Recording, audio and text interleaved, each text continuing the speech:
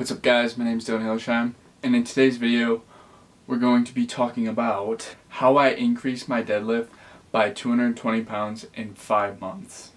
So I'm going to give you guys like tips and tricks or whatever, help you increase your deadlift in the shortest amount of time possible. I have it written down so in case I forget anything. Okay, so the first thing I'm going to say is that you want to make sure that you get your form down. Sounds repetitive, but get your form down. So what I did is I personally watched 3 different people's form. I literally studied their form, made sure that I could get it perfect. The 3 people that I watched were Sawyer Klatt, Lex Little, and Joe DeVoe. Watching these people, watching the small things, watching how they set up their feet, the angle of their feet, how they snap their hips down, drive through their hips, spread the floor, and pull the weight up. So basically you want to watch someone, you can watch me, you just want to focus on someone who obviously lifts a lot, knows what they're doing. You're going to want to like mimic that motion, I guess, kind of learn. You can adapt it to however you want to do it, but I would definitely watch someone else do it and kind of like put your own little twist on it. That's kind of what I did. I took like a combination of like those 3 people, and then you're going to want to start very light for that first week or 2, just focusing on form, getting it down. So I don't know how much you guys notice it, but like, I guess in the people that I watched, when you get up to the bar, you're gonna like, I'll probably put a clip right here of me showing you guys how to do it, but like, when you get it up and ready to deadlift, you literally snap your hips down, and you kind of like bring your butt and like your groin area like into the bar, and you know, like bring your chest up and like snap everything up. You kind of want to focus on driving everything down and like bringing your chest up and like keeping everything like locked and tight and ready to pull up. So when I load up, I like to bring my knees to lock out, take my last breath, and I go, and then I come down, brace everything, snap my hips down, bring my chest up, and then I'm ready to pull. So it looks something like this.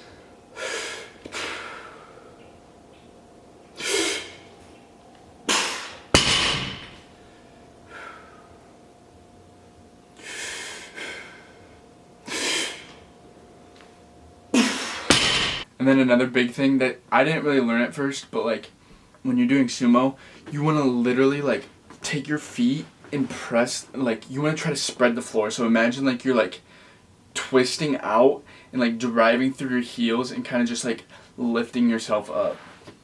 And then at the top you're going to want to like spread out and then like squeeze your glutes in to finish the movement. So as you're lifting, you want to kind of like push your heels and your feet out. Here, Lauren, come in and like zoom in on my feet. Can you just get my feet? So like, when I go to lift, you want to like focus on almost like slipping your feet out and spread the floor. Alright, now that like form kind of set that up, you can get into like more basic things. So simply enough, I deadlifted 2 to 3 times a week. Yes, it's a lot, like on your erectors and like your hips and shit, but you're gonna notice why. Another thing that you need to focus on is progressive overload. Simply enough, when you overload the muscle, overload the lift or whatever you're doing, your body will adapt and get stronger. That's just basic science. So as you increase weight over time, your body's gonna get stronger and adapt, be able to lift more weight. And this is something that I really struggle to do, but I really advise you guys to do, is stretching every day, at least 2 times a day. And you don't want to do it before you don't want to stretch right before you exercise or before you deadlift or whatever.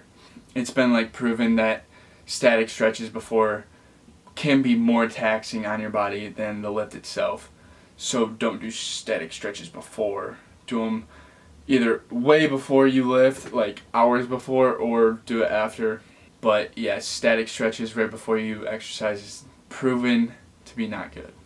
But before you do work out, dynamic warm-up would be good. So like, I don't know if you've seen it, like when guys hold on to something and like they'll swing their legs back and, I just kicked the camera, but swing your legs back and forth, like high knees, whatever, like swinging open your hips. Like, just look up hip exercises, loosen up your hips a little bit before, but like, don't do just static cold stretches.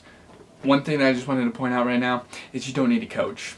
You just don't need a coach to get stronger. I put 220 pounds on my deadlift in 5 months with zero coach. Zero. Literally learned myself. And then like another thing that I've learned is once you like get up there and you start to get heavy, mental preparation before the lift is so key.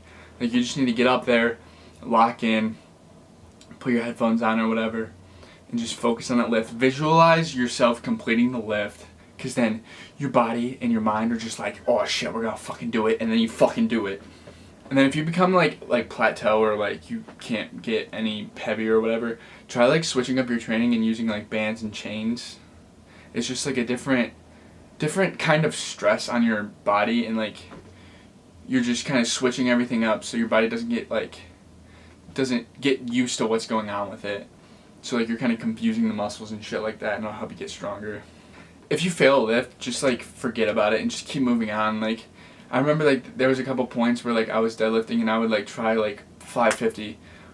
Like, I would just get so discouraged and I wouldn't want to deadlift like anymore, like at all. And like, you just kind of have to let that shit like slip your mind and just keep focusing on getting better. Work on deloading. Like, I don't know if you guys know what that is, but it's like basically where you take a step off and then like you kind of work a lot lighter, like get your muscles like time to like recoup after being taxed a lot, I guess. A weak point for me is off the ground. So a big thing that I need to work on is like pause deadlift. So I'll like pull up like maybe like an inch or two, pause right there, and then lift it. So pause deadlifts help me a lot. I've been utilizing them a lot more recently, but I need to keep working on them because I'm very weak off the bottom.